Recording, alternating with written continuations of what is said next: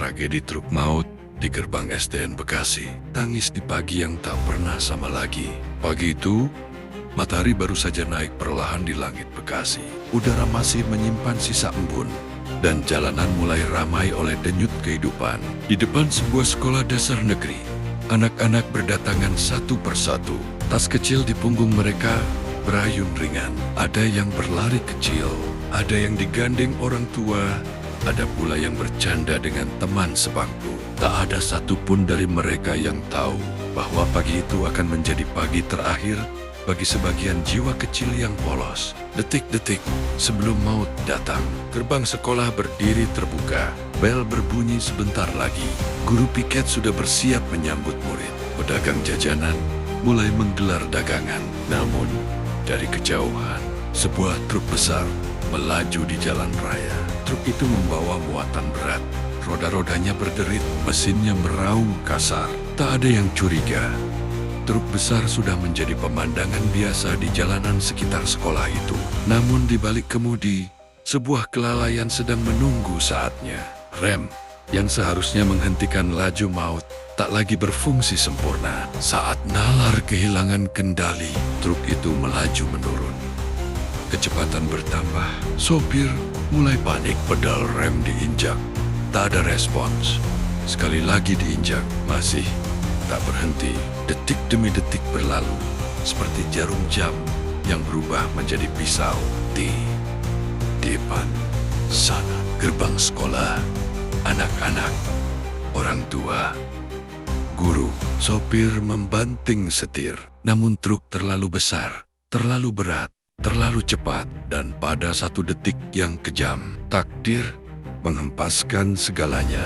Benturan yang membekukan waktu. Suara benturan itu bukan sekadar keras, ia memekakan jiwa. Gerbang sekolah runtuh.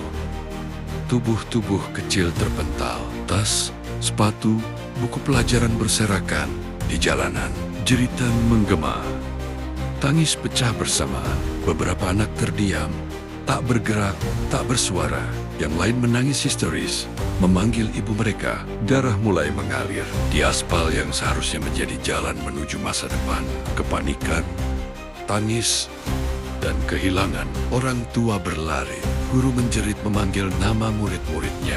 Warga sekitar keluar rumah, tak percaya dengan apa yang mereka lihat. Ada yang pingsan, ada yang gemetar sambil memeluk tubuh anaknya. Ada yang hanya bisa terduduk, menatap kosong ke arah truk yang telah berhenti terlambat. Ambulans datang dengan sirene meraung. Namun bagi sebagian korban, suara itu sudah tak lagi berarti. Pagi cerah berubah menjadi lautan duka. Di rumah sakit harapan yang digantung tipis, korban berdatangan. Dokter berjuang melawan waktu. Orang tua menunggu di lorong, tangan bergetar. Doa tak henti terucap. Ada yang akhirnya bisa bernapas lega saat anaknya selamat. Namun ada pula yang harus menerima kenyataan bahwa dunia mereka telah runtuh selamanya. Tangisan itu bukan tangisan biasa. Itu adalah tangisan yang merobek langit. Anak-anak yang tak sempat tumbuh. Mereka pergi dengan seragam sekolah yang masih rapi, dengan buku tulis yang belum terisi penuh, dengan mimpi-mimpi kecil yang belum sempat diceritakan. Tak ada perpisahan, tak ada pelukan terakhir, hanya kepergian mendadak yang meninggalkan luka abadi. Sekolah yang biasanya penuh tawa berubah sunyi. Bangku-bangku kosong menjadi saksi bisu kehilangan. Pertanyaan yang tak terjawab. Mengapa truk berat melintas di jam masuk sekolah? Mengapa sistem keselamatan gagal? Mengapa peringatan sering datang setelah nyawa melayang? Tragedi ini bukan sekadar kecelakaan. Ia adalah alarm keras tentang kelalaian, tentang sistem yang abai, tentang nyawa kecil yang tak pernah menjadi prioritas, duka yang menjadi amanah.